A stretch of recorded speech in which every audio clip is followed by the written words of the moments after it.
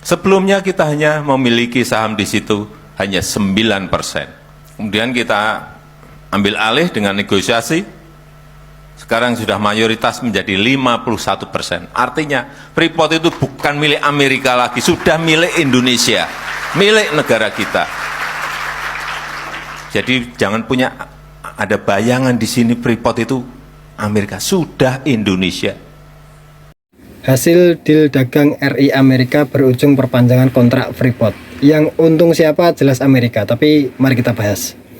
Perpanjangan kontrak PT Freeport Indonesia senilai kurang lebih 337 triliun disebut sebagai bagian daripada kesepakatan dagang resiprokal antara Indonesia dan Amerika. Dan nilai investasi itu diproyeksikan bisa berjalan kurang lebih 20 tahun ke depan.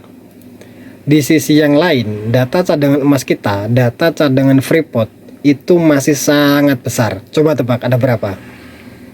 Tak kasih info. Per awal 2026 itu diperkirakan mencapai 8 juta ons atau sekitar 226 sampai 248 ton emas.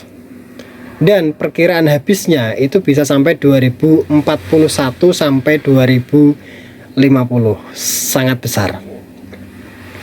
Belum lagi potensi dari sumber daya yang lain seperti biji mineral itu diperkirakan ada 3 miliar ton yang diprediksi bisa menopang produksi sampai melampaui 2050. Dan jika dikonversi, nilai cadangan emasnya itu bisa tembus ribuan triliun, 1000 sampai 2000 triliun. Luar biasa. Anak SMP saja tahu dengan investasi Amerika sekitar 300 triliun lebih.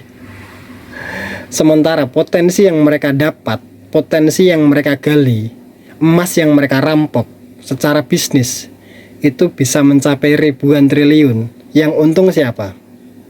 Amerika kan? Ingat, tidak ada perusahaan yang masuk tanpa proyeksi laba besar. Lagi-lagi, rakyat dapat apa? Dapat limbahnya, dapat hikmahnya. Tambang itu bukan sekedar proyek bisnis biasa. Ia itu menyangkut kekayaan alam strategis, menyangkut hajat hidup jutaan orang, dan menyangkut generasi yang akan datang. Akar masalahnya selama ini, ketika negara merasa belum mampu atau belum memiliki teknologi atau tenaga ahli yang cukup, opsi yang sering diambil adalah apa? Menggandeng atau menjual kepada korporasi besar termasuk asing. Iya kan? Itu kan alasannya. Kekayaan alam yang seharusnya menjadi alat kemandirian ekonomi suatu negara itu justru diserahkan dengan mudah kepada asing atau swasta. Dan masalah lainnya adalah transparansi dan distribusi manfaat. Rakyat itu seringkali tidak mendapatkan gambaran utuh berapa porsi bersih yang benar-benar masuk ke kas negara, berapa yang kembali ke daerah penghasil, dan seberapa besar dampaknya terhadap kesejahteraan masyarakat sekitar tambang.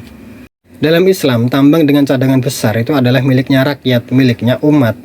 Artinya, tambang itu bukan milik individu atau korporasi. Negara itu hanya sebagai pengelola, bukan pemilik yang bebas menyerahkan kepada pihak lain. Jika negara itu belum mampu secara teknologi atau manajemen, solusinya bukan menjual atau menyerahkan penguasaannya kepada asing. Islam itu menawarkan pendekatan yang berbeda. Dalam negara Islam, negara itu dapat membeli teknologi atau menggaji tenaga ahli dari negara lain tanpa menyerahkan kepemilikan dan kontrol atas tambang tersebut. Dengan cara itu, hasil tambang itu tetap sepenuhnya masuk ke kas negara atau ke Baitul Mal. Untuk apa? Dikembalikan lagi kepada rakyat dalam bentuk berbagai layanan publik, pendidikan, kesehatan, infrastruktur, kesejahteraan sosial secara murah dan gratis. Intinya sederhana, kalau investasi 300 triliun, tapi yang mereka dapat itu ribuan triliun, maka ya sangat jelas mereka yang untung. Rakyat itu nggak dapat apa-apa sebenarnya. Coba rakyat Papua dapat apa? Mereka masih pakai koteka, mereka masih makan sagu, iya kan? dan cara Islam, kalau misalkan itu dikelola sesuai Islam, seharusnya yang menikmati keuntungan terbesar adalah rakyat, adalah umat sebagai pemilik sah sumber daya alam tersebut. Bagaimana? Masih tetap mau diatur dengan sistem sekarang? Yuk kita beralih ke Islam.